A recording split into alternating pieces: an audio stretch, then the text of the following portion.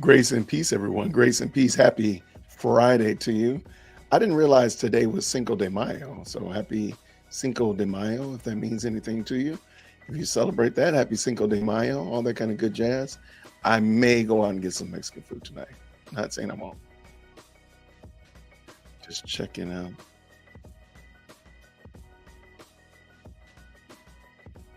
All right. Just so anyway, happy Cinco de Mayo to all you good people, all that good stuff. Happy Friday, happy end of the week. Hopefully your week has been outstanding, outstanding. It's been a busy week here at Chateau Wit, and I am happy that it is almost over. But our weekends are just as busy as our weeks, so it's not really a lot of let down and cool down, if you will. What's going on, Shara?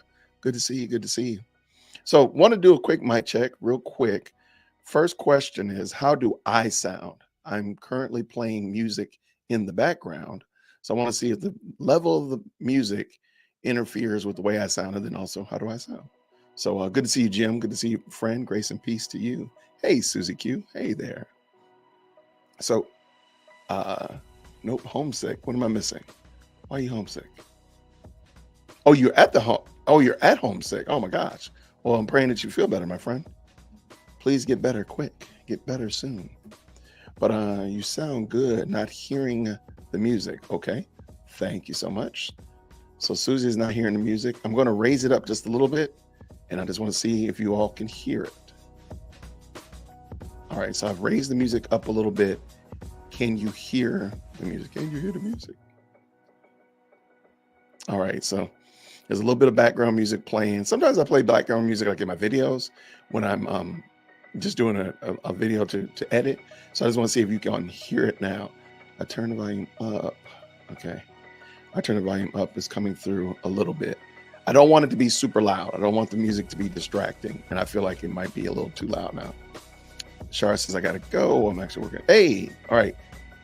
Work hard. Thank you so much. All right. So Jim says, I sound good and the music sounds good. So I'll catch you on the replay. See you soon, friend.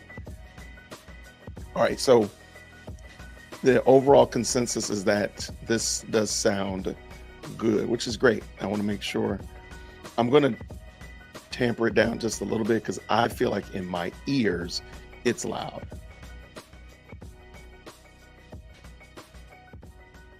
All right, so hopefully this is a good happy medium right here.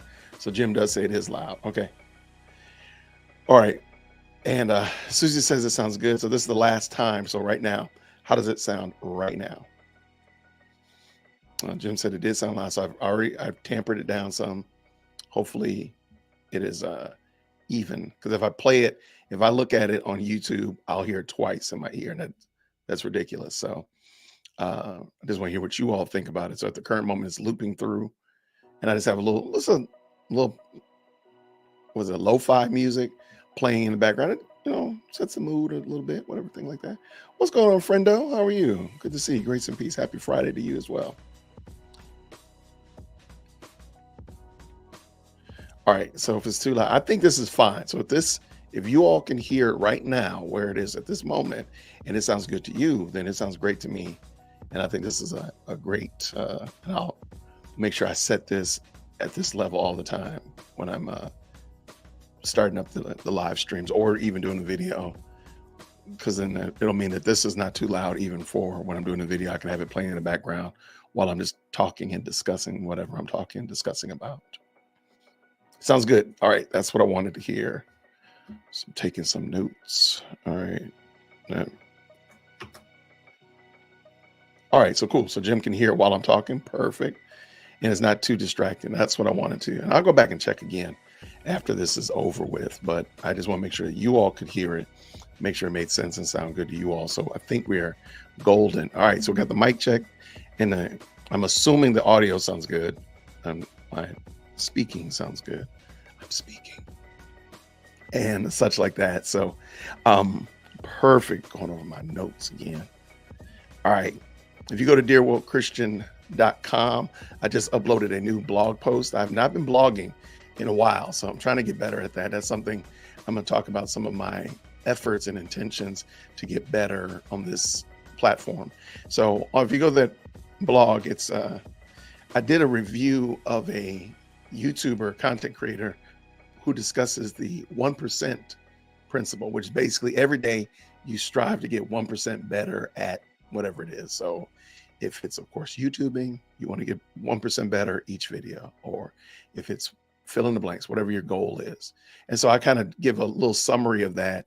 And I'm going to talk about what I'm going to be doing to try to get 1% better on this platform. So we'll talk about that in a second. What's going on, Abigail? How are you? Gardening. I love it. Okay. Voice sounds clear. Thank you very much, my friend. Friendo. Okay, I'm going to answer questions. All right, I'm going to answer that question in a second. Looks like a great one. All right, Susie says your speaking volume mic settings are great. Perfect. And I'm going to leave that exactly like they are.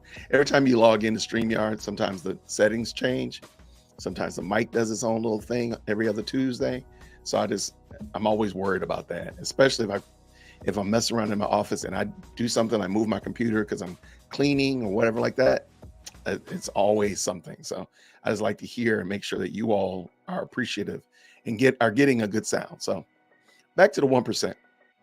So a challenge that I had, somebody challenged me to stop focusing so much on the editing of my videos and focus on my thumbnails. I don't want to show you my thumbnails. My thumbnails look terrible, but focus on the thumbnail, which is that little invitation, like the movie trailer, like, oh, I really like that video. I'm gonna click on it. So if you notice, I've done a couple videos where I didn't do any editing at all. There's no editing. It's literally a one shot. So I'm going back in time to just do a one shot video, but I focus on, it allows me a chance to really work on and spend my time, hopefully improving the thumbnail. So hopefully you'll start seeing that. So that was something I said, I'm gonna get 1% better at doing thumbnails, titles, and descriptions. So I'm gonna work on those. I'm not gonna focus on the video so much as I am on the thumbnail.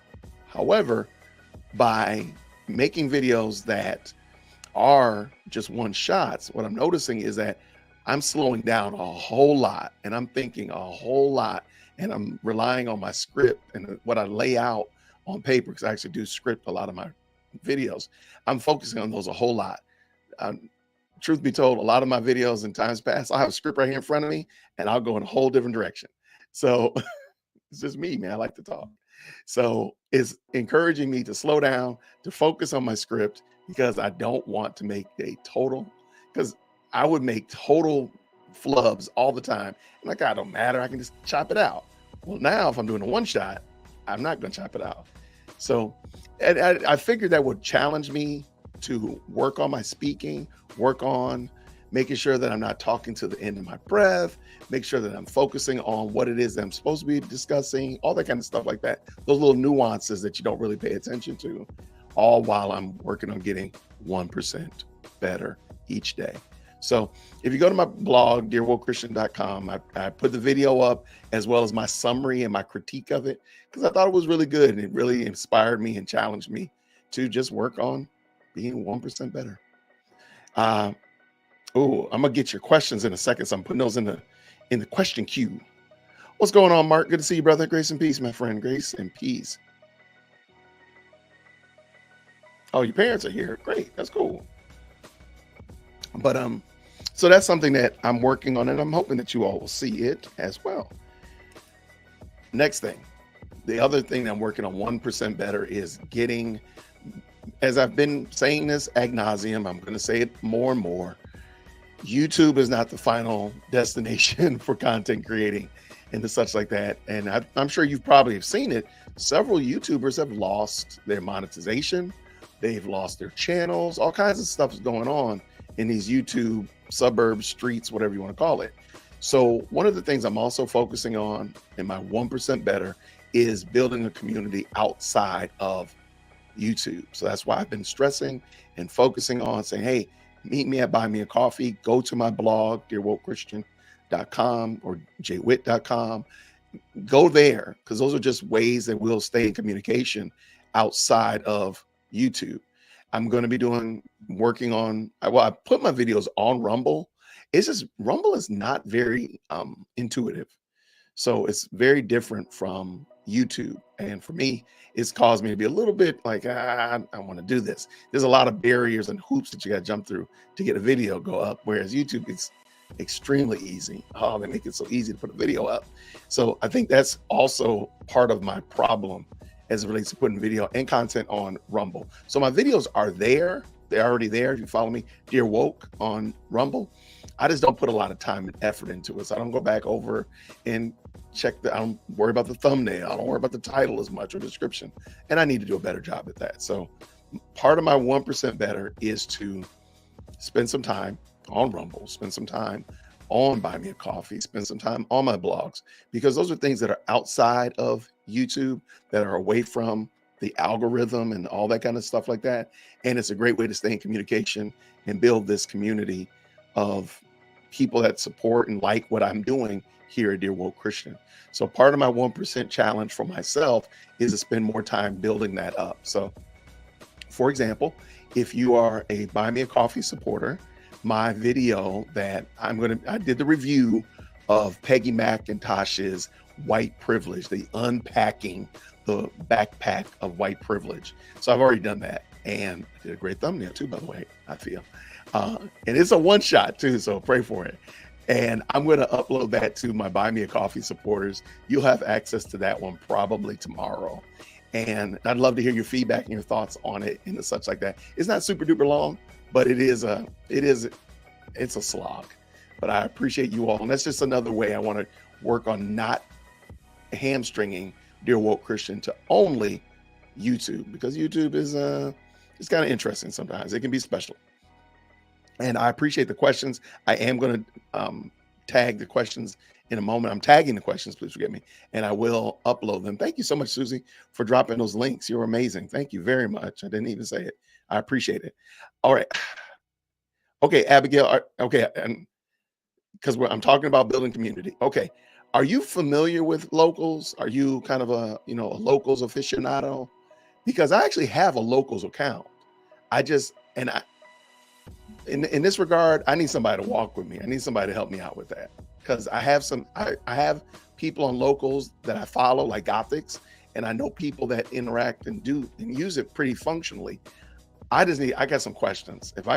If you're familiar with it, Abigail, and you're functional in it, and you can really help me out, please, I will gladly buy you a couple cups of coffee to ask you some questions, because I'll use Locals. I'm fine with that. I just had some questions about it. So that is it. So part of my 1% better is to actually utilize my Buy Me a Coffee, utilize my blogs, as well as maybe Locals or Rumble. I don't care. I'm on Gab as well. There's tons of social medias out there, and for me, sometimes it just gets a little bit overwhelming. It's like, oh, there's so many places I got to keep up with information on, and Twitter and this, that, and the other. So if somebody can help me narrow it down to the most functional, most useful for Dear Woke Christian, I'll gladly utilize it. And again, at the end of the day, I want to build a community of people that like the content that I'm doing, that support what I'm doing off of YouTube. YouTube will still be, as long as they'll have me, will still be a part of it, but it needs to be a part of it, not all of it. And for me right now, I'm getting real anxious because I feel like YouTube is entirely too much of my Dear Woke Christian platform.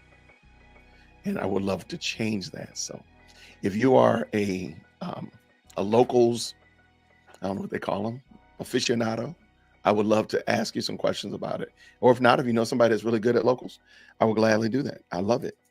And that is the end of my warm-up act. So I appreciate it now. Put that aside. Let's look at these questions that y'all have. Thank you so much for the questions. Friendo says, I have a question. Is being colorblind still the proper goal for us to live in our society? It's how I try to live, but the young folks make it seem like that's wrong. Okay. In society or in the church? And when I say church, I'm talking about the capital C, the serious church. In Christ Church, we should be colorblind. We should not have preferential treatment over one group over another. We shouldn't. And by default, and I don't think people think about this, by default, dealing with a person simply because of his or her skin color is invariably going to stereotype everybody based upon that. Example, if you say all black people eat chicken and watermelon, you're going to have a problem.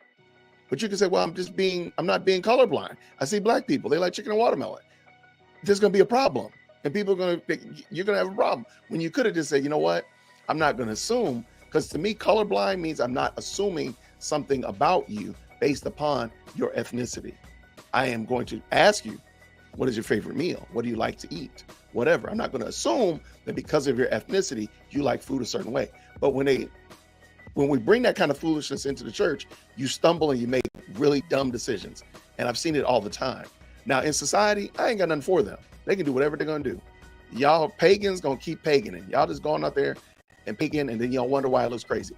We should guard the door and the gates of Christ's church and not allow the foolishness of the society into the church. That's the problem. So to answer your question, we should not be preferential based upon ethnicity, skin color, and such of that nature. We should not be doing that. Not in Christ's church. And in the society, they're gonna do whatever they're gonna do. I'm not playing that game. As I've heard other people say before, I choose not to play that game. So therefore, I don't have an answer for y'all in society. Get saved, come to Christ, and be like us. Abigail says, can Roman Catholics and Eastern Orthodox be Christians? Ooh, oh man, come on. How about an easy question today, Abigail? How about that? God can save people from any stripe of any flavor. God saves whomever he wants to save. I think a better question, or another way to look at it, is, will people remain in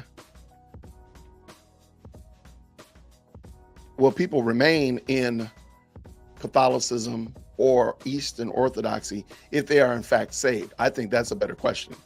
And I don't believe that they can remain there. I mean, their rituals, the rituals and the traditions, they bump up against the scriptures all the time. And there is a problem with that. And so therefore, no, I don't believe that a person who's truly saved will remain in Catholicism or Eastern Orthodoxy and whatnot if they are truly saved. The Lord will bring them out of that. Now, he can save them in there, but it's not because of Eastern Orthodoxy or Roman Catholicism. It's in spite of. It's because of his sovereign hand to save them.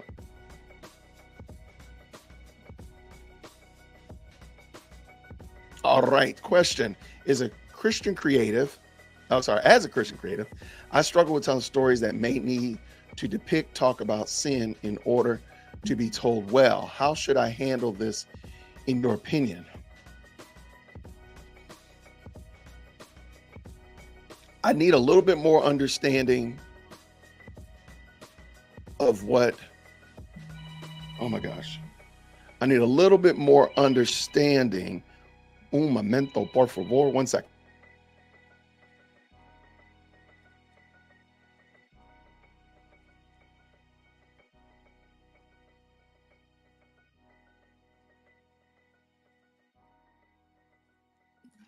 So, Abigail, a perfect example is John Bunyan. I know I talk about John Bunyan a lot. John Bunyan did a great job of personifying sinful behaviors. So, he had Mr. Worldly Wise and Mr. Braggadocious and all these people. So he personified the sin as a person, and then the person said sinful behavior, and it made it really simple and easy to understand. So I didn't need to understand like a person like Doubtful. I can see what they were doing. And in his books, like for example, Pilgrim's Progress is full of them. If you ever want, here's a book that I think would help you out. And it's called The Life and Death of Mr. Badman by John Bunyan. And I'm doing everything in my power to not reach back over my shoulder and grab it, because I can see it right there over my shoulder. And it is a fantastic book because it is filled to the brim with these personifications, and they're hilarious. And I mean, I don't think John was trying to be funny at all, but they're funny how these people personified a sinful behavior. And of course, you can imagine Mr. Badman. He was the worst. So I think finding a way that you can maybe even like, for example, how John Bunyan personified, all of his writings have these personifications of sin, from Pilgrim's Progress to Life and Death of Mr. Badman to Holy War to several others. He has these personifications of sinful behaviors. So if you could find a way to create a, for lack of a better term, a genre of how you depict sin, I think that would be really interesting. Maybe, I don't know, like kind of like C.S. Lewis did with the letters, the Screwtape letters, like these demons, they had names that were associated with their sin. I mean, that's a great way to do it. John Bunyan does it as well. So that would be my answer to that. I would love to, maybe feel free to email me, dearwokec@gmail.com, and maybe we can flesh it out a little bit more, because if I don't understand, I don't want to give you a bad idea. All right. What is another? You think you would ever do TikTok with all the aberrant theology on there? I wondered about them kids. Okay. TikTok is, man, first of all, you can only use TikTok on your phone. I don't want that on my phone. I don't want TikTok on my phone at all. So I've tried, I know you can access it through the app, but they really, really strong arm you to load it on your phone. And I don't want, I'm not that excited about it. I don't see, I see the good in engaging the culture on TikTok. I just don't think it's really as beneficial as people think it is. And I don't want to, and I'll be sucked down a wormhole and waste my time on there just like everybody else will. So no, I don't get on it. I leave it alone. It's just entirely too much. And I feel like that right there would be just yet another time distractor for me. Question: does Georgia know that Texas is better? How did you? And I actually put this in my link. Get out of here. Texas is amazing. Hey, shout out to all my Texans. I think Texas is fantastic. I don't have a real opinion about it. I've been there a few times, and every time I've gone, I've had an enjoyable experience. Fantastic people, outstanding food, and such of that nature. Yeah. I mean, truth be told, I would probably move to Texas if I had to. I probably would. If they secede from the Union, I'm on my way to Texas. All right, so Abigail says she has not used locals herself, but maybe I can look into say, yeah, I'm gonna spend a little bit of time trying to get 1% better at it, and who knows, maybe I'll start telling you how to check out my locals account. All right, Dogmatic Pharisee, you said Galatians 3:28 says there's neither Jew nor Greek, there's neither slave nor free, there's neither male nor female, for you are all one in Christ Jesus. Amen. And that's the point that I feel like when we say we're colorblind, that's what we're saying. Now, by no means, and people take it to the other end, like the anti-colorblind crowd, they go to the end of lunacy. No, we don't say you're transparent, dingbat. We're not saying that we don't know, like, for example, that Violet is a woman. Come on, we know that.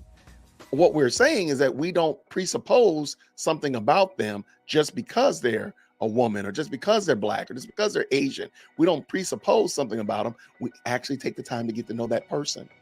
See, groupthink works really well in the anti-colorblind crowd, whereas in Christianity, now, yes, we do have a group, for example, they do say, we're all in Christ. That's true. However, the benefit is getting to know individuals and growing with individuals. And remember what he said, go and make disciples. See, that's an individual. That's a human. Those are plurals. And come on, say this again. Skin color is about the amount of melanin in a person's skin, which white folks don't have a lot of. But that's my point. Like, it's a silly designation, and people want to sinfully, in my opinion, want to keep dividing us when there really isn't and should not be divisions among us. But they want to keep trying it, and they're going to keep doing it. What's up, Amy? Well, I'm glad you caught alive. Well, I appreciate you. Tell the children hello and happy Friday to them. Y'all, school year's almost over.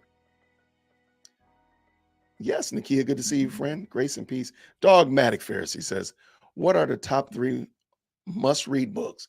Wow, must-read books.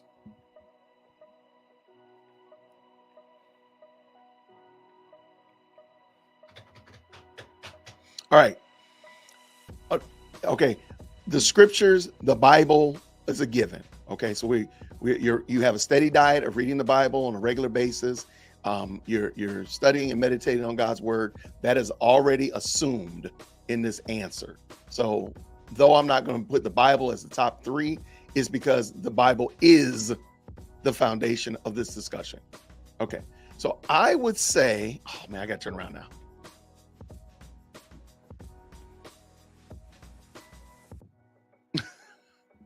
Okay. All right. I would say, oh my gosh. Top. Ugh. I'm going to mess this up. I know I'm going to mess this up. All right. This is off the cuff. Top for today. So that today is May 5th at 3:24. Okay. Because you asked me tomorrow, it's going to be something different.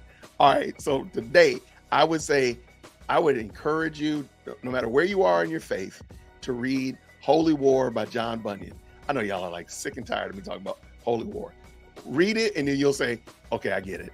I totally get it. Read Holy War by John Bunyan. I would also say, what is Reformed Theology by R.C. Sproul? And it's a short, small book too. It is really small. Man. Yeah, I mean, I'm already mad at myself. I already know that I'm not giving you all the best answers. Okay. Good night. All right. Okay. Holy War, What is Reformed Theology, and Preaching to the Choir by John Svensson. And that would be my top 3 today. So don't hold me to it tomorrow. You ask me tomorrow, you ask me Sunday, it might be something totally different. But today, Holy War, What is Reformed Theology, and Preaching to the Choir. Okay. That was it. Man, don't be doing that anymore, man. It's messed my whole night up. Because I'm gonna be thinking about this the rest of the night. Can't believe you did that to me, but I love it. Thank you so much, Dogmatic Pharisee. What is going on? Brianne Hill, please forgive me. Good to see you, friend. Good to see you. All right, good to see you. All right, any other question pop up in here? Susie is on point. Oh, love Susie. Yes, The Life and Death of Mr. Badman. I'm sorry. That is just a funny book. It's hilarious, man. Because I mean, literally, they're talking about this guy that died yesterday. And the 2 gentlemen are standing around talking about him from like literally his birth all the way to the day he died. And they just talk about all the terrible people he hung around and his bad kids. And oh, it's just so funny. But every person is a personification of a virtue or a sin. And I mean, their names are literally like lasciviousness and rowdiness and boastful conjecture. I mean, it's hilarious. I don't know if it was funny then to them, but it is hilarious now to hear how these sins were personified by John Bunyan.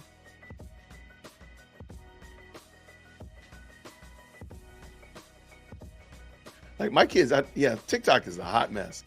I don't know how else to say it another way. Yes. Does anybody have bread in their pocket? Good one, Mark. I love it. I love it. I don't know how this channel always talks about food though, so we got to stop that. Oh man, I have no idea what Christian nationalism, but I keep hearing the words. Can you explain what it is? No, because it's morphing and it's changing. I will tell you what I understand Christian nationalism to be. And there are tons of other people who have addressed this topic and such like that. And this is how Jason understands Christian nationalism. And I know somebody's going to disagree. I can name 5 YouTubers who've done videos that disagree with this. Christian nationalism is you as a Christian, Jerry Smith, living the Christian life in your daily life. That's how I understand Christian nationalism.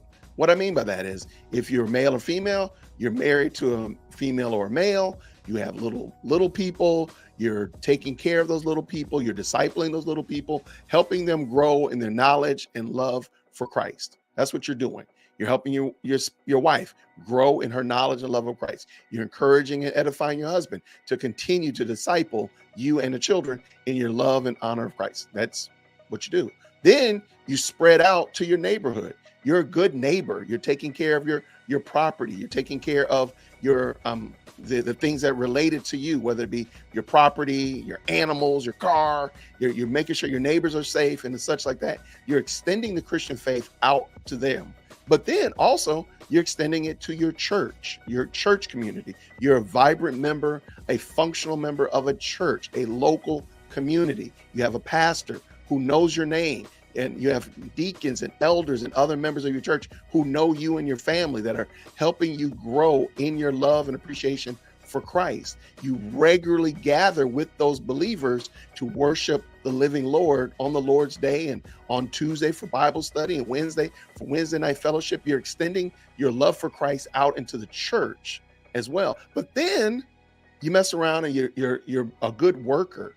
You employ, if you have a business, or if you're an employee, whatever it is, you're working. You're working with your hands, and you're doing great things for God in the place of that you've been assigned to work. If you're a dentist, if you're a mechanic, if you own a business, whatever, that's what you're doing. But then also, you want that extended out into your town, to your state, and to your nation. You want Christ to be exalted in all those ways. So when you elect a mayor, you do think about, is this person a rotten, low-down scoundrel? If you're electing senators, you wonder, does this person twist scripture out of place in order to get his or her way in the electorate? When you're looking at governors, and you're looking at presidents and other people in that sphere, you're wondering and you're asking, how do they apply the Christian ethic to that? That's how I understand Christian nationalism. Now, I understand there's going to be about 511 people that disagree with me or take it in a different direction. Have at it. Jason is not going to argue with you. So this is how I understand Christian nationalism. Jerry, I've discussed this a long time ago in a video, I think with Vody and Ali Stuckey, about Christian nationalism. That's how I understand it. I do understand that there's, as I said before in the opening, there's definitely some morphing to this. There's definitely some change into that. I am not involved in that. I've just explained to you what I understand Christian nationalism to be, and I just take the nationalism off. This is what I understand a Christian to be. If they want to argue about Christian nationalism, let me tell you who's not going to argue with them. Jason. All right. Woo. I love it. Any other good questions? Please, if you have a question, drop that little cue or question in front of it. That way it helps me out. It just helps me to see it as I'm pulling them up. Not Texas versus Georgia. No. Texas is better, mainly for the no state income tax. If Georgia did away with state income tax, we would, we have a lot going for us, but that state income tax is not winning today for sure.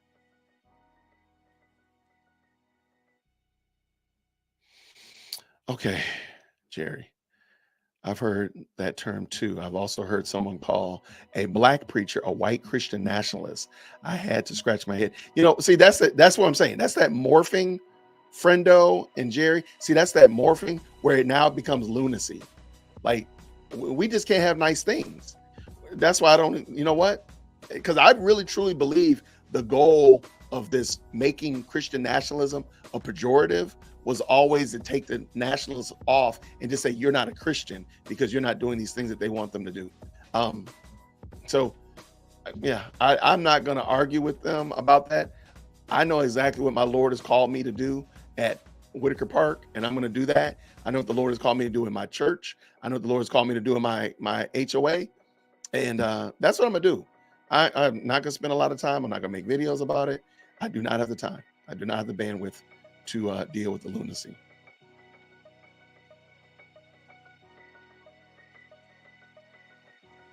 Dude, now we're traveling. Where y'all traveling to?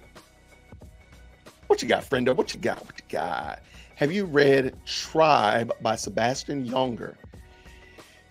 It's not a religious book at all, but does talk about community and connection. I can't recommend it enough. I will look into it. As you all know, I'm still reading one book a week, and actually my book is right here. Run. Why is it looking so like that? All right, Run with Endurance: The Triumph of Faith by Ken Wingate. Excellent, outstanding book so far. Almost done with it. I'm looking forward to wrapping it up. And let's see, Sebastian Junger. I've never heard this. So one of the things that, if you don't know me, the first thing I look at is how long is the book, because I know how many pages I can read in a week and actually digest the material. Because if it's too long, I'm not going to be able to read it and glean anything from it. All right, so I'm pulling it up. Let me look. He's right on the cusp. You know what? Okay, you know what, friendo? I'm gonna put it in my shopping cart. I have some other books in my shopping cart and some things from my wife and kids. I'm gonna come back and look at it, and I put it in the shopping cart though, so it's there. And I know it's funny. I look at how many pages it is. I know I can read 165 pages in the 7 days and digest material and have a good working knowledge of it. So I don't like reading through them and not knowing like what did I read. So I'll check it out. It's in the cart. All right, what you got? Fun story, fun fact. Skin actually is transparent, with pale white folks being the most transparent. I believe that, aside from people with albinoism. That's why you can sort. Let's see, red and blue. Yep. There you go. I like it. Very good fun fact. I'll take that. Yeah, and I like audiobooks too. I do have an audiobook subscription as well, but I like to write in my books. Like my books are not going to be able to be given away to anybody because I write in them. So that being the case, I tend not to. And I also know that if I'm doing an audiobook, I can my mind can just go off. So I try to read so that way it at least keeps me engaged.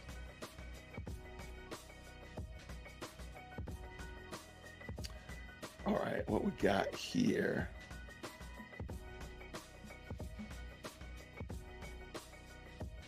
All right, so clearly we got this Georgia, Texas debate going on here. I love it. Let's all just move to Texas. There we go.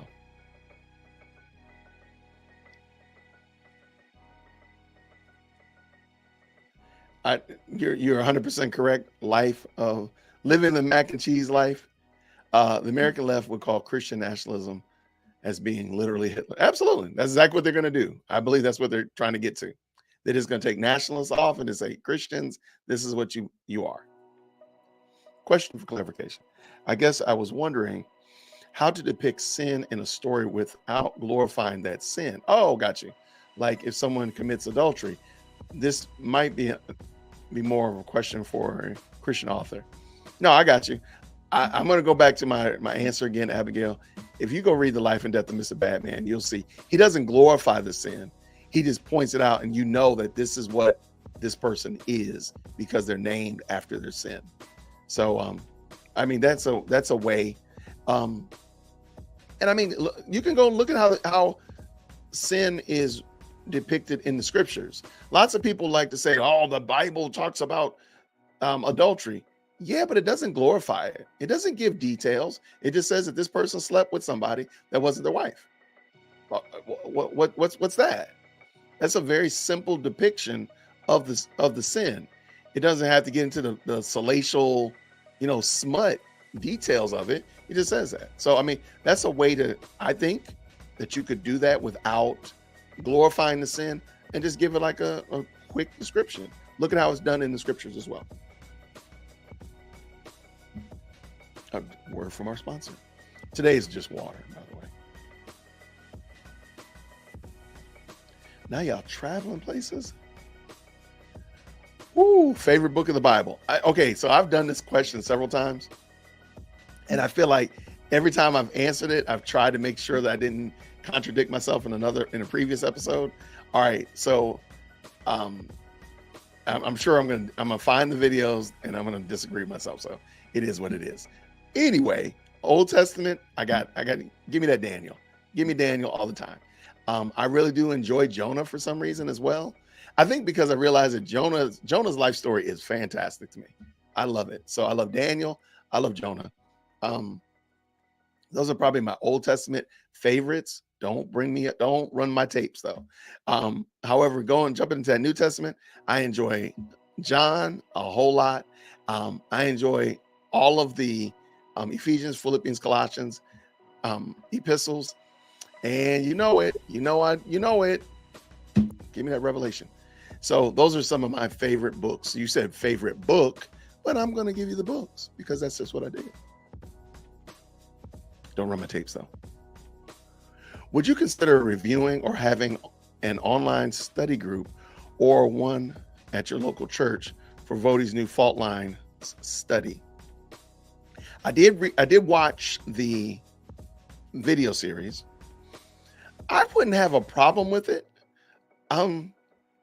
I wouldn't have a problem with it at all. No, Nikki, I wouldn't have a problem with it. I think it's a good discussion. This would be my only caveat.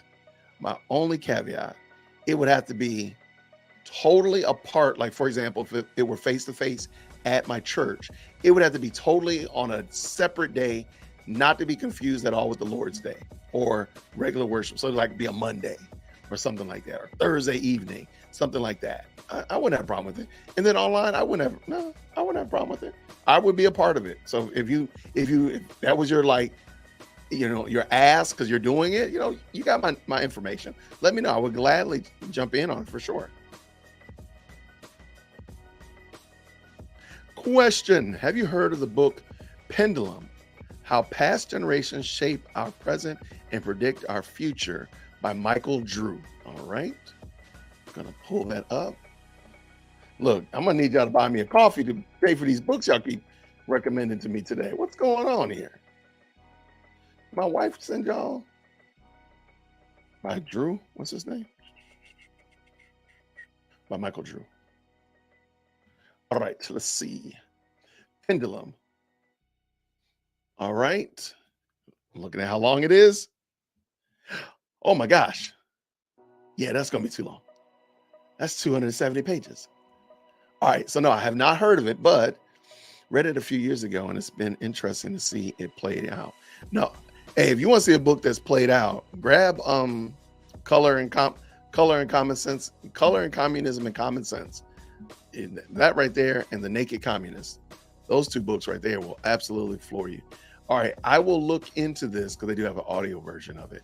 Maybe I'll grab the audio. That might need to be an audio version. Get on the bike and just ride a couple 100 miles. But okay, I will check into it. I will also look into the description of it as well and kind of get an understanding of what they're talking about. I think I understand what he's just looking at the description real quick in the review. I think I understand what the skinny is, so to speak. So yeah, thank you. I appreciate it. I will go check it out in a moment. I want the Christian Nationalist Twitter war to end. I hate that people who profess to be in Christ, that I have no reason to doubt their conversion, tend to get into those types of arguments and discussions in the secular space. I don't know how they feel like that's going to be beneficial. Nakia, you ask, The Naked Communist. This book is outstanding. Now, it's long, and it violated my 165 pages standard, but it was well worth it. Basically, it's 50 goals of communism, and you'll see some really, like, you got to be kidding me. And actually, I was going to do a review of it. I still might do a review of just the 50 goals of, I think it's 47 goals of a communist takeover. because you'll see we're somewhere trending around 44 at the moment. Uh, yeah, I love Jonah. Jonah's just such a wonderful story. I just finished reading a book by Sinclair Ferguson called Man Overboard about Jonah, the book of Jonah, and it was just outstanding. Just a great review, great. And you've read the book of Jonah. I mean, it's short; it's only 4 chapters, but it's just so much to get out of there. It's amazing how much God can reveal to you through this disobedient prophet. All right. Did you like the latest John Wick? Oh my goodness. Oh my gosh. All right. Look, I don't even watch movies anymore. I stopped watching movies for some time. But let me tell you something. Oh my goodness. I enjoy the John Wick franchise. I really do. It's just, you know what? John Wick just harkens back to like 80s action movies.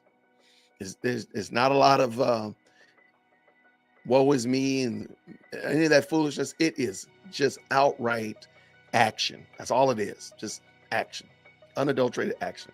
Yes, I enjoyed the John Wick movie. I do hope, however, I know that a lot of people disagree with this. I hope that this is the last one. I hope this is the last Keanu Reeves John Wick movie. I'm looking forward for them to maybe extend it out and do some things with the Continental and Mr. Nobody, the ballerina. That would be interesting, but I hope that John Wick as a character in the movie, I think that's fini. I hope it is, because I just feel like I got this feeling they're gonna bring him back, and I will be there, just like I'm gonna be watching the Fast and the Furious next week, because that's another one. Sorry, Fast and the Furious. I'm sorry, they gonna get this little $6 at a matinee. They're gonna get it. I love them, but yeah, I think John Wick. I mean, it's great. I had a great time. I enjoyed the movie, yeah. So that's it. Thank you. How'd you know I saw it? Don't be telling nobody about that. All right, Susie, I think you're talking about your book. There's an audio version. It's read by the author, and it's 5 hours. Love it. Yeah. I think I'm gonna check it out. We'll double back. You know where to find me. Now, I haven't been to the library and got my books because I know I'm gonna write in them. I know that. Um, well, I mean, yeah, I have no shame. I have a lot of books up here. I have a lot of them, and my goal is to get a new bookcase to go this way over here, so eventually the window will disappear. If I can get a bookcase big enough, I'm gonna get another one, and yeah, I enjoy it. I do go back to my books quite often, so no problem there. Yeah, I think I'm gonna do a review of the Naked Communist. If nothing else, there are some key. He gives like some strategies, like what can the church do? What can the parents do? What can teachers do? What can lawmakers do? It's really interesting. I think that what can the church do, as well as the goals of communism for the church. I think those two pair together would be a great review. The entire book is just like a history of communism from its inception. It's very informative because there's some stuff about Karl Marx y'all didn't know. If you take the Naked Communist, Color and Compromise and Common Sense, Color, Communism and Common Sense, as well as Margaret Sanger's book, The Angel of Death. If you take all 3 of those and read those over a month, you will get a full orbed understanding of why we are where we are as a society today. I think it just gives a great picture. And the reason I say that, even Margaret Sanger, like, where in the world, how did Margaret get in here? I brought Margaret in there because people did not know what Margaret Sanger was about. People have no idea what Margaret was about. Margaret was into some wild stuff. And if they realize this is the one that they're promoting, her ideas, her philosophies, her theories is what you're promoting, I think a lot of people will pump the brakes and be like, yo, what am I they'll repent. So I think most people don't have a clue, because Margaret was a socialist, which is just a lesser degree form of communism. So I mean, she had some wicked ideas. Of course, we see that through her, her end result, which is abortion. But yeah, I think people should really do that. That would be my 2 cents there. Nakia, okay, now we're gonna be talking about movies now. I really like the John Wick movies. Still need to see. I'm sorry, part 4 was outstanding. Um, one of the things I really wish, however, and this is my last little movie rant. Um, this is my last little movie rant about it. I wish they wrote movies as longer series, like they intended for there to be a part 4. And the reason I say that is there are characters that show up, and you're like, now where did this person come from? Now, if they had mentioned this person in part 2, I think it would have been great. Or like in part 3 when the adjudicator showed up, like who is that?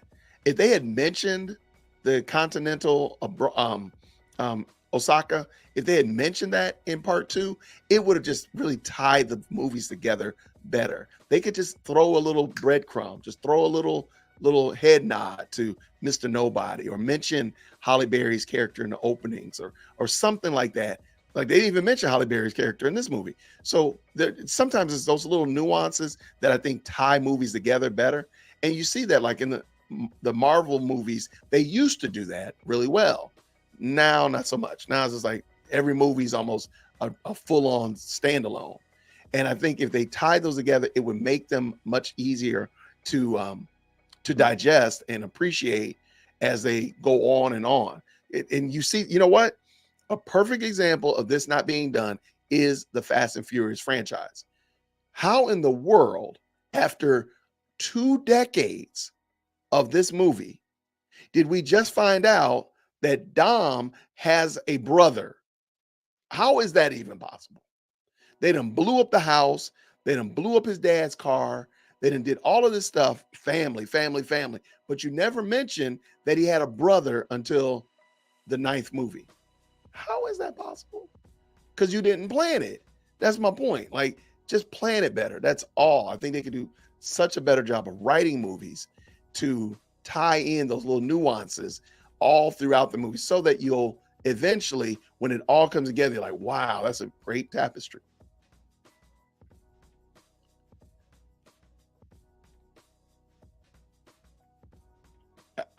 Yeah, I think you're talking about the John Wick. Yeah, I know they're gonna make another one. I know it.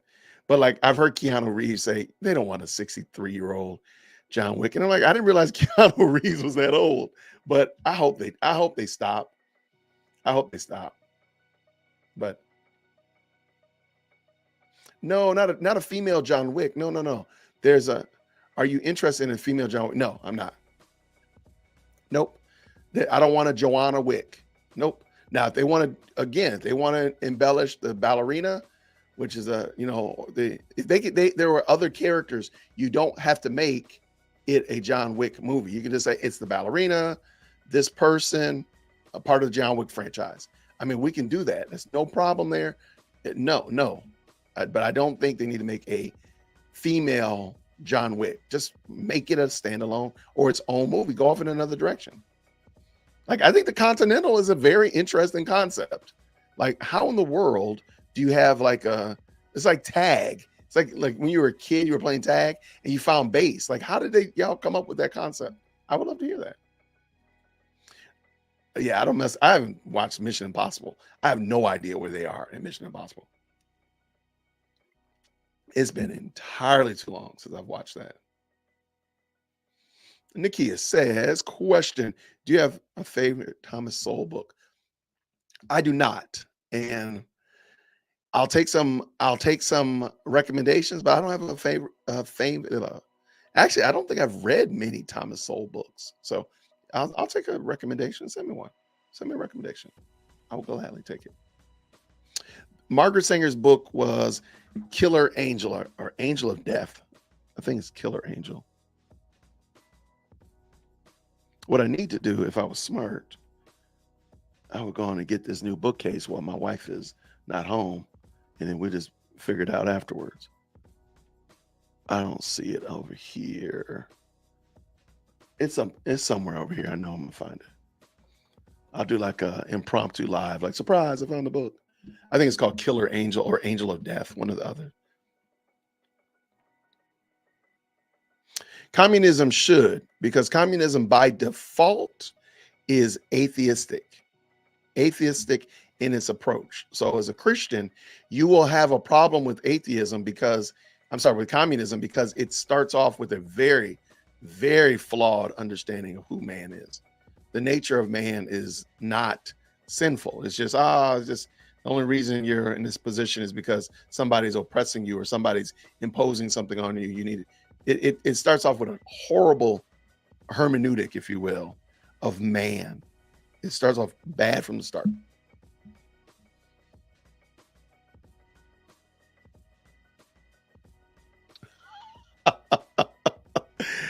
I don't know why. I enjoy Fast and Furious. I don't know why. And I've talked about this ad nauseum before. First of all, I believe the movie breaks the fourth wall. It's self-aware that it's outlandish. It already knows that it's ludicrous. The movie itself knows that it's crazy. It's insane. So therefore, they're just enjoying themselves. I don't know. I just like it. I don't know.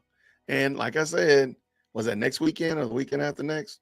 Yeah. I'll be right there at that matinee, checking it out, eating some popcorn. I'm gonna leave my books, my Amazon cart open because I'm sure y'all gonna ask me something else about some books. Why are my bride calling me? Un momento, por favor.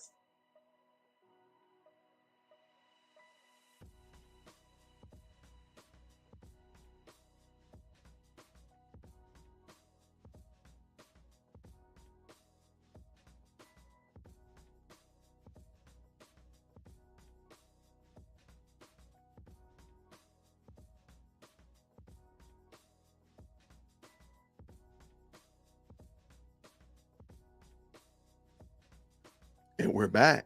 All right, that was my wife calling. And y'all didn't want to hear it. All right. She told me I can't get my bookcase though. So there's that. One of y'all told her. Maybe she's watching my show. I don't know. All right. What'd you say, Abigail? You said, what do you think of the Uncle Tom movies? They're outstanding. I wish they were more widespread and more people saw them. But no, the Uncle Tom movies by Chad O. Jackson have been outstanding. I think they're extra eye-opening. Matter of fact, I got the book, Real Pictures. What's it called? Oh, I'm gonna pull all my books off my bookshelf. Today's episode is brought to you by books.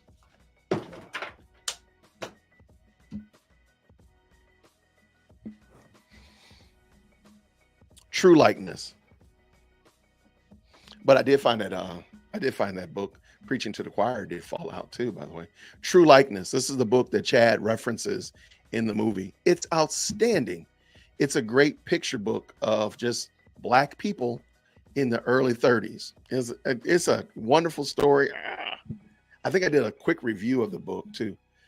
It's heavy as all get out though. This is truly supposed to be on your tabletop, your coffee table. It's not supposed to be up there like I had it. So shame on me. But I think the movie is outstanding. It has some great insights, and it's challenging. So it does make you think like, wait, why do they tell us so much about the Black Wall Street race riots, but never tell you that, just a year and a half, 2 years later, it was all rebuilt? Why do they never tell that story? Why do they never tell you that? So I think Uncle Tom movies have been great. I'm praying that they're able to distribute it more and get it out to more people. Maybe even do like a big screen. That'd be great, because I think more people would benefit from being challenged if they could see it. I think sometimes seeing it with a group, that's a movie. I think if you see it with a group, it's going to be different than if you watch it at home with, by yourself or with your kids and your family. Herbie the Love Bug is better than Fast and Furious.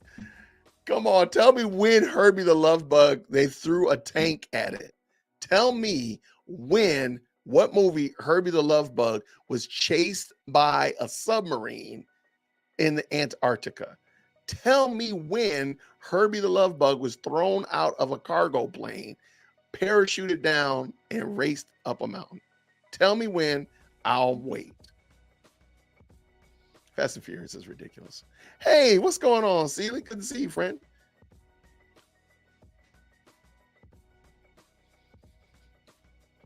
So this book is called True Likeness, the Black South of Richard Samuel Roberts. And man, I'm trying to make sure the reflection doesn't ruin it. But there you go. That looks crazy, Jason. There we go. I'm gonna get it together eventually. And it's a huge table book. It's a again, it's not going to be a read per se. It's just an opportunity for you to see, and it has some rich stories in there. Some of the pictures, and again, I did a review of it. I have to find the review, and maybe I'll post that in this description as well. But the gentleman was a photographer from 1920 to 1936, and he was taking pictures of black families in the South. I think it was like Virginia and Kentucky. And when he died, he had all of these negatives, these glass negatives in his basement. And just by happenstance, somebody found it and said, wow, these are great pictures. And they made this picture book. So it's just these, and some of the pictures actually had stories tied to them. So he's got like churches and families and people dying, kids, and all of this crazy stuff. Why are these people calling me? Un momento, por favor.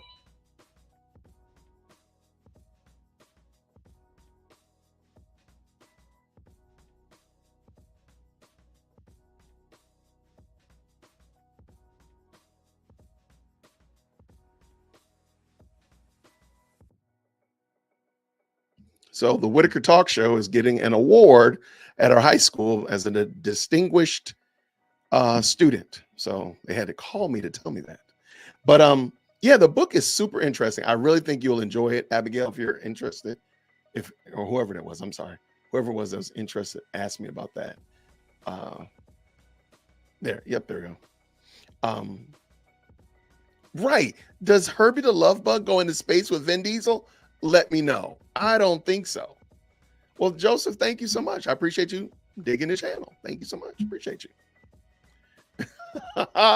Tanks and subs fear Herbie, so it would never happen. Okay. Well, there we go. And if you're just tuning in, I have no idea why we're talking about the Fast and Furious franchise and how extra over the top it is, but here we are, and I'm here for it.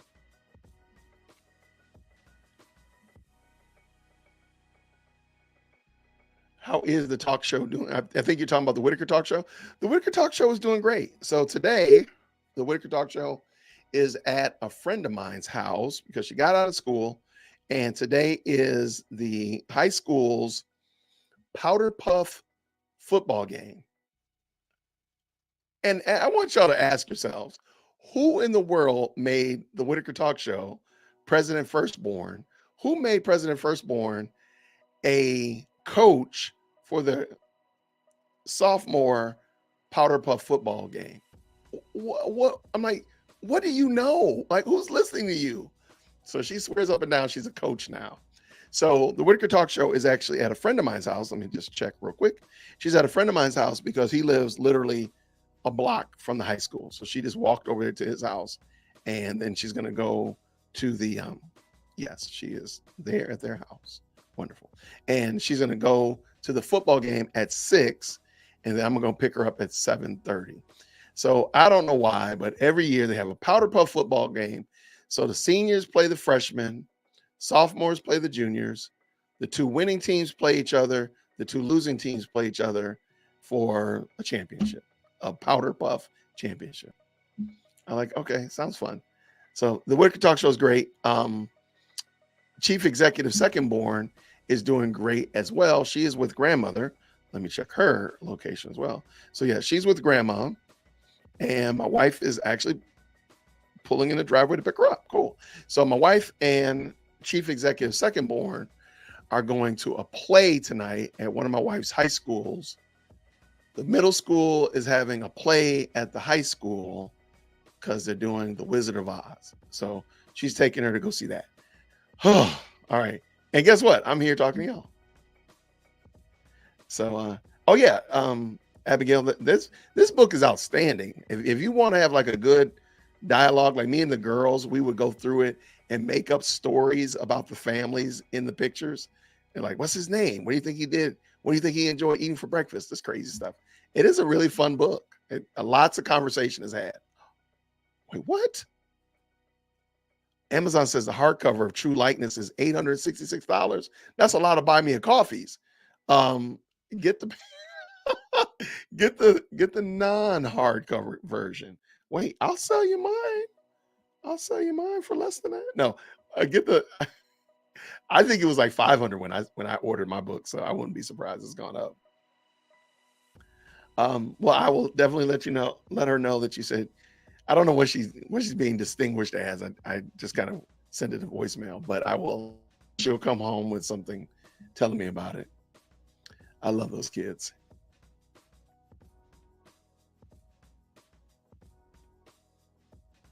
Abigail, oh, you just bought it. Let me know what you think. I would love to hear your thoughts on True Likeness when you get it. I promise you. Maybe we'll do a show. Come on, you come on the show and talk about it.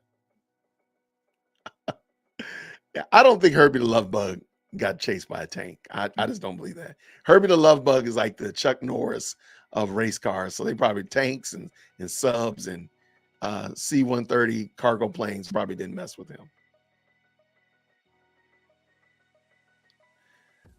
Well, thank you, Celie. Yeah, I have no idea who selected President Firstborn to be the coach for the sophomore powder puff football game. Matter of fact, if I get done with what my chores are, hit the house, I might run up there early so I can get some footage of her, because we've been joking in the car. She's yelling plays and she's practicing her coaching in the car. So I'm like, somebody actually listens to you on purpose?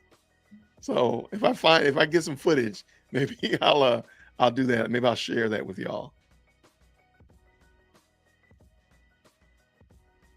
Oh no, my baby's super confident. She believes she's a coach, and she knows she's not a coach, but she believes she's a coach. I don't know how that works. Oh yeah, oh yeah, oh yeah. Fast and Furious is just a guilty is mind candy. Is it is. I'm not coming to that movie for sound.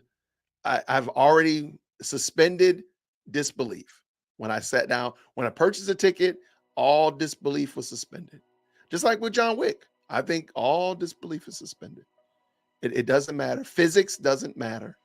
Physics doesn't matter. Ballistics doesn't matter. Nope, none of that matters. I'm just here to enjoy a good movie. That was it.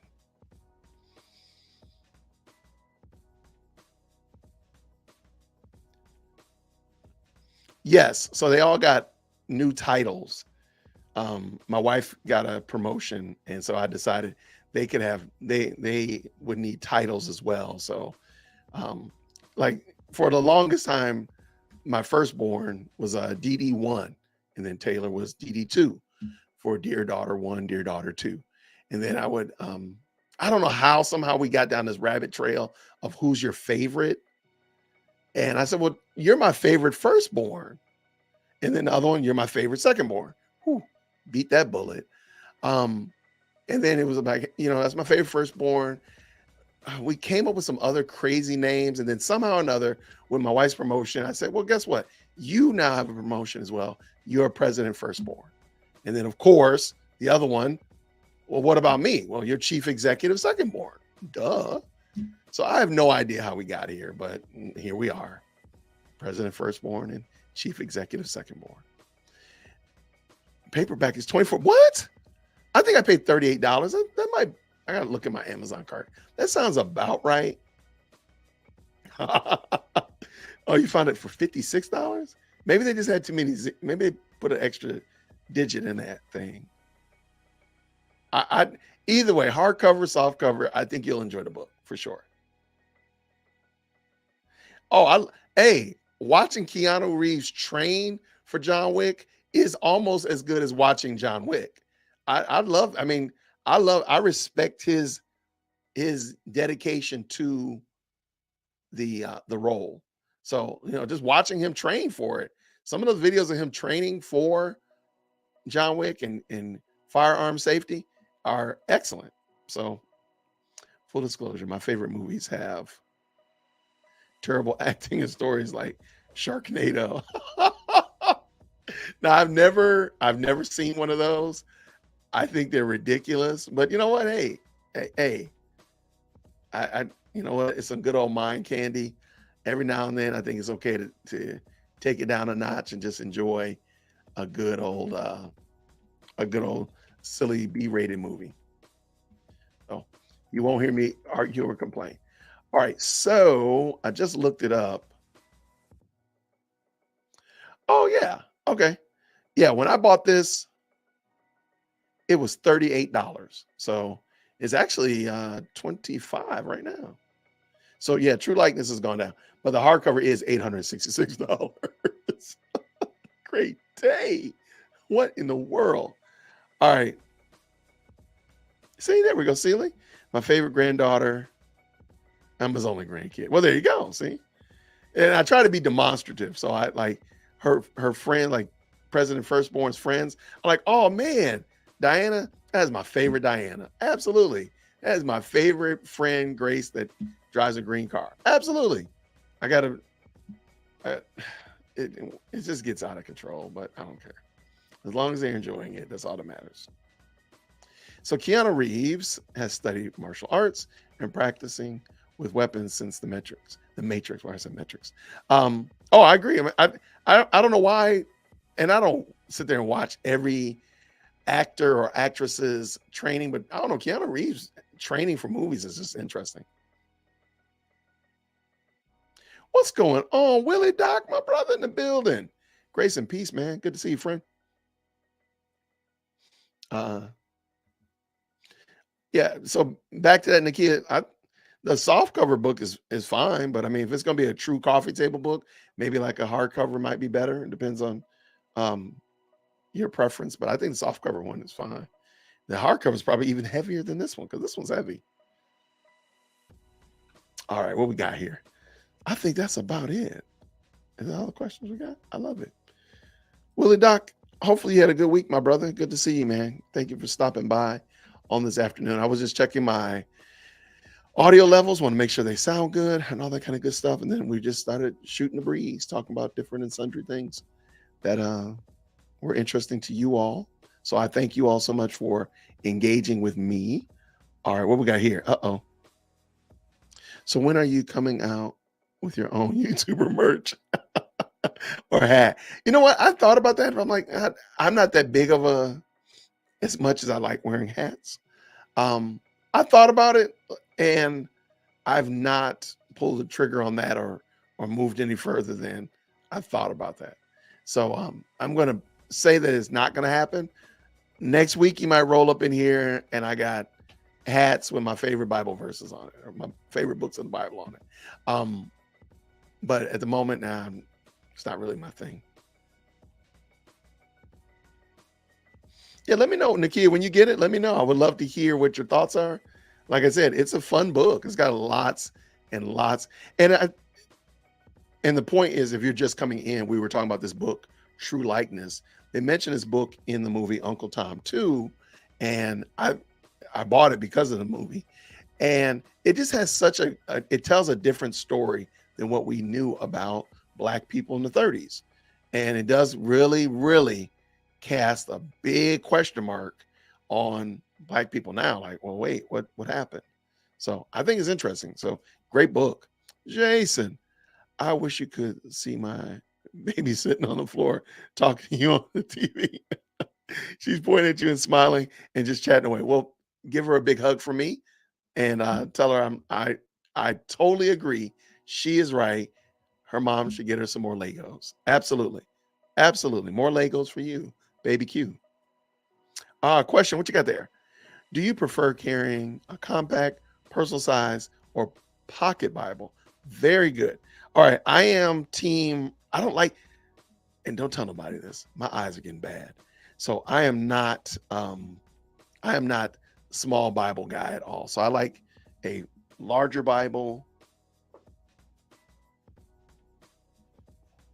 So yeah, I mean, I'm rolling up in here with a large Bible, and the print is on the larger side, shall we say? So yeah, I'm team physical Bible, larger print. I'll cheat and use my Bible Hub app if necessary, but yeah, that's it. Yeah, the large Bible is totally impractical. It's not going to be good to Um, yeah, but that's just what I like. Yes, Uncle Tom too was outstanding. Earbuds or headphones? Oh, I'm team earbuds all day. Here's my Beats right here. Um, I'm using monitors now um, on this, but yeah, I'm usually rocking some wireless earbuds to some degree, shape, or form. Yes, because I need to see the words. You're right. I was looking. We have a lost and found at church, and they laid all the lost and found out on a table. Every quarter or so, they're trying to get like, hey, come get your stuff. So of course, there's the obligatory water bottles and jackets and sweaters, and of course, umbrellas. Also, Bibles. So I was looking. I don't know why I was just standing there. Um, I have no idea why I was doing this. So I was just looking at some of the Bibles and I was like, man, I cannot see this. I mean, and there was a small compact size Bibles. Like, man, that print is entirely too small for me. I said, that is a crime. That's disrespectful to my eyes. So nah, I need to be able to see it. So I'm gonna be team impracticality.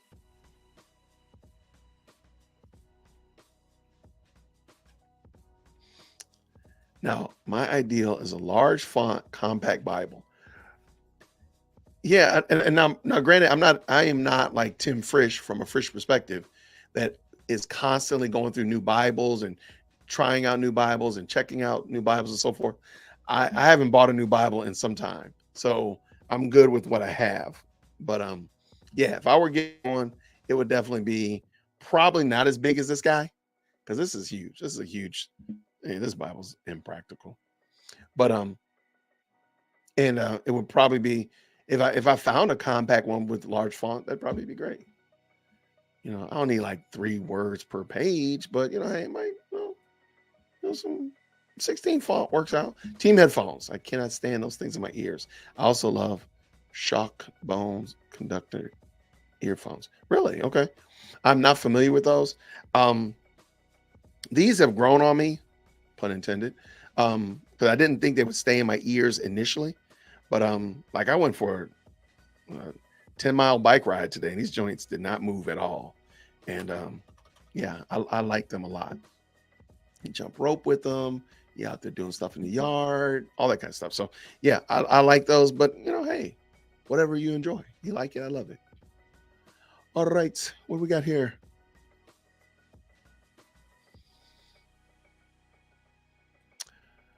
I really love my MacArthur Study Bible. The notes are so good. Those are some great notes in there. Absolutely. No, this is a thing. Oh yeah, I think you're joking about my 2 words per page comment. Yeah, I mean this Bible is thick. This is impractical, no question about it. But and it's heavy too. But yeah, I'm gonna I would probably default to that. Oh, what did you say right there? I'm also a sucker for cheap Bibles because I love writing on them. Yeah, I have no problem with that. I know, like K Dub yesterday was talking about he does not believe in writing in his Bible. I can understand that. I can understand his argument for it. I just don't think it applies to us now. So not to disagree with him, but so I'm good with you writing your Bible and highlighting and doing all that kind of stuff.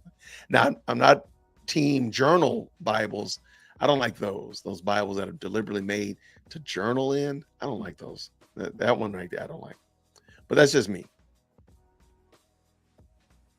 Yeah, team physical Bible. I'm good with the physical Bible. I like them. I like them.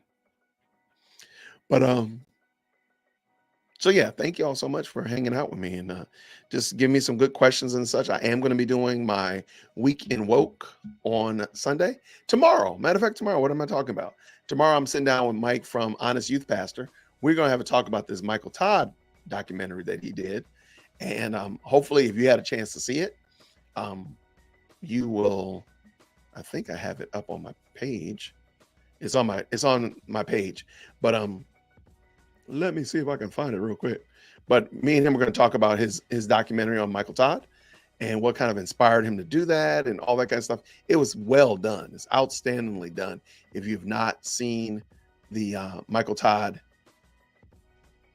documentary, I think you'll be pleasantly surprised by Honest Youth Pastor's diligent work that he put in to bring a little bit of clarity, bring a little bit of direction and understanding about who's Michael Todd and his history and such like that. So that's coming up on tomorrow. And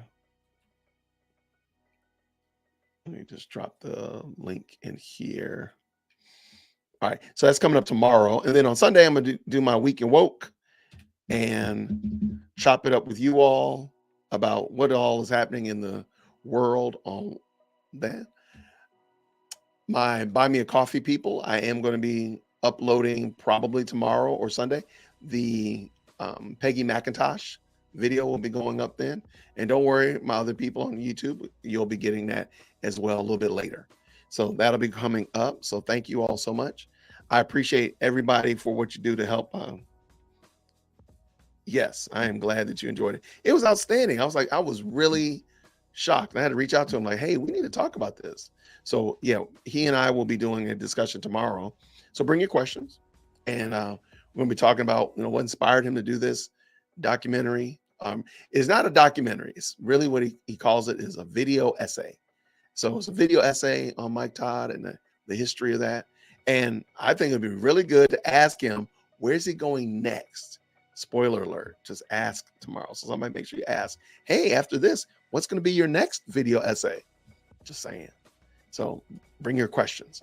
But so yeah, that's Honest Youth Pastor on tomorrow. Sunday, we're going to be doing the Week in Woke and discussing some things that have come up this week on the channel, so on and so forth. I'm going to be striving and trying to get 1% better each day. So if you notice that, hey, Jason, you're getting a little bit better, let me know. Or Jason, you need to get better at this. I am, hopefully the thumbnails are getting a little bit more interesting, so to speak. So hopefully you like that and all that kind of good jazz. Thank you so much.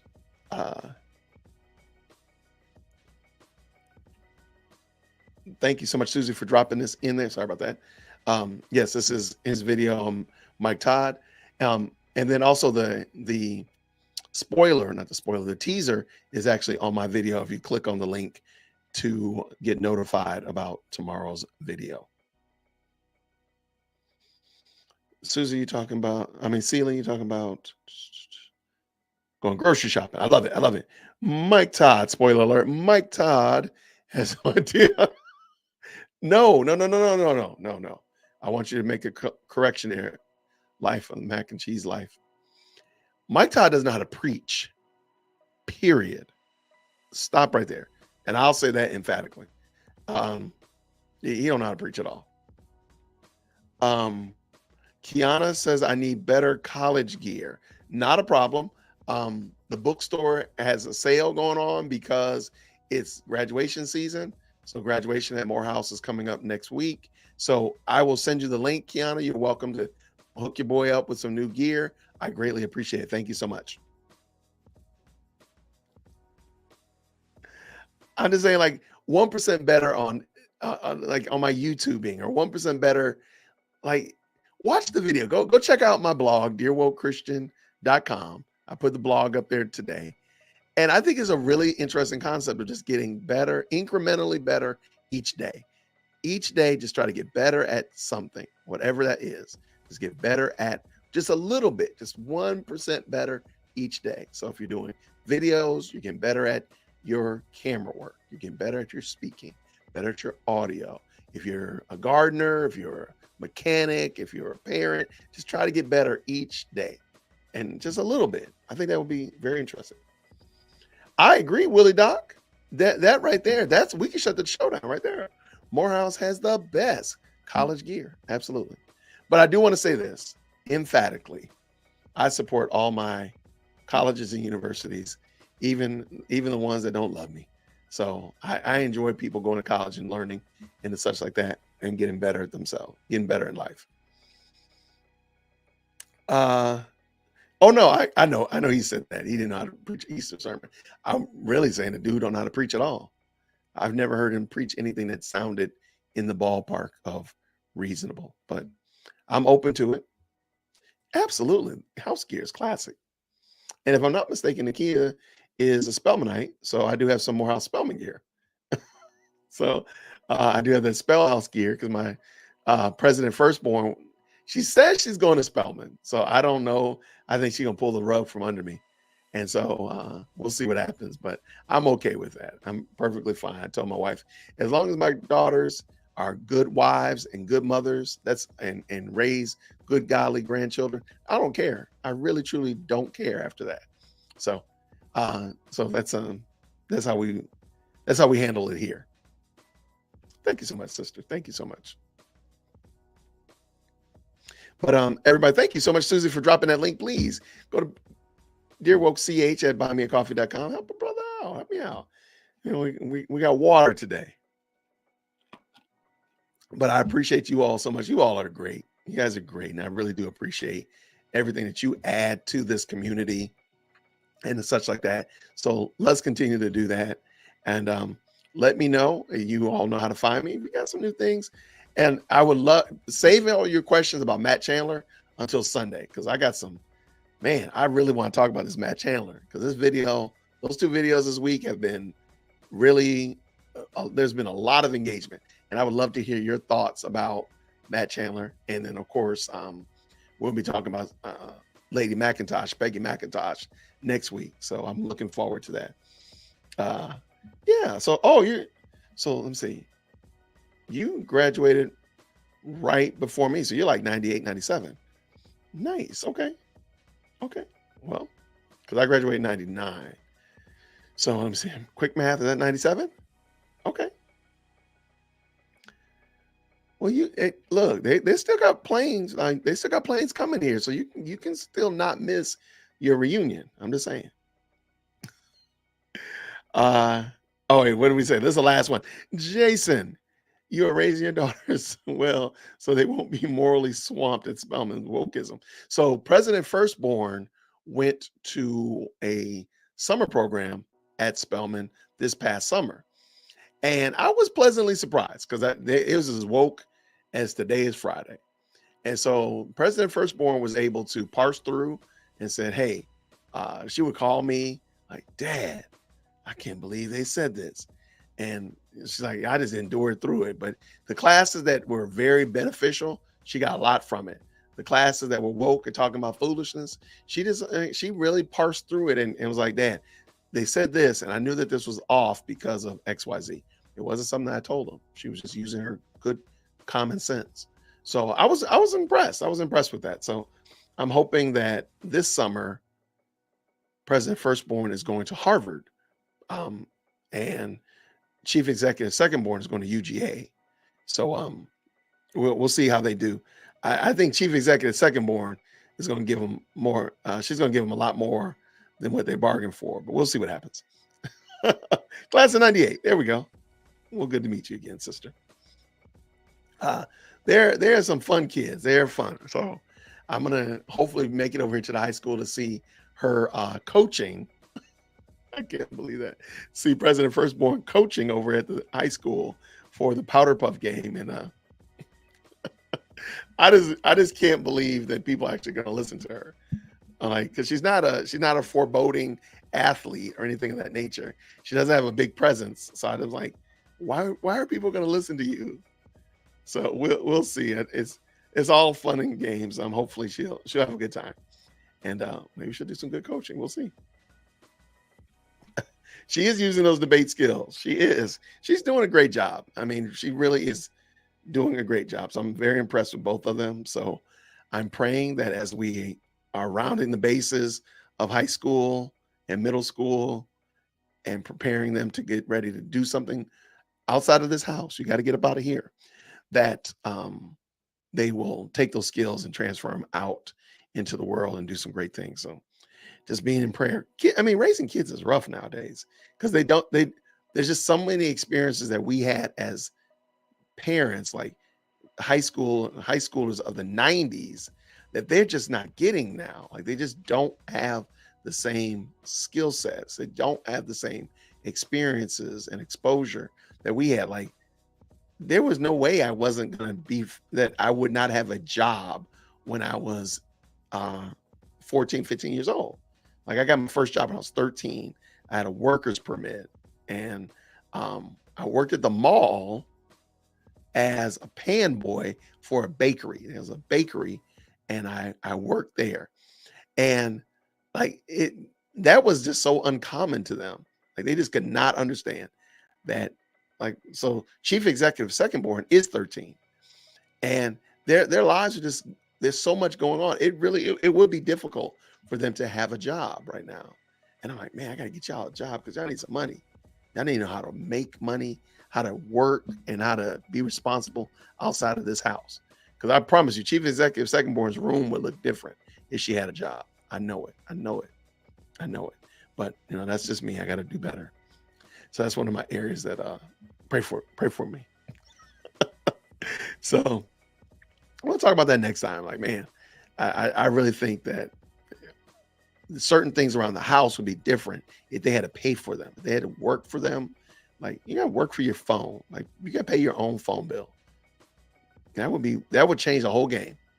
I think that would change the whole game.